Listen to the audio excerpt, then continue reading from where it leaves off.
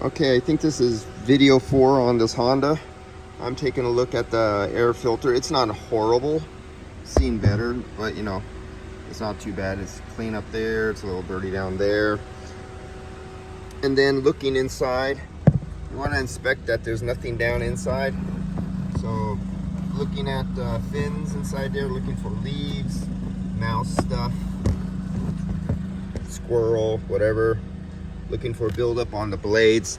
If the sharp edges of the blades have a lot of dust buildup on accumulation on them, that can cut down your airflow by as much as 30-40%, just being a little bit dirty. All right, so this is going to go back together.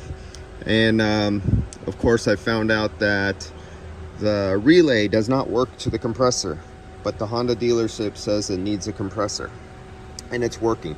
I'll take more video of that, but I just had to show you this. Always inspect the wheels. You have a camera and you have a video. You could use that for your eyes.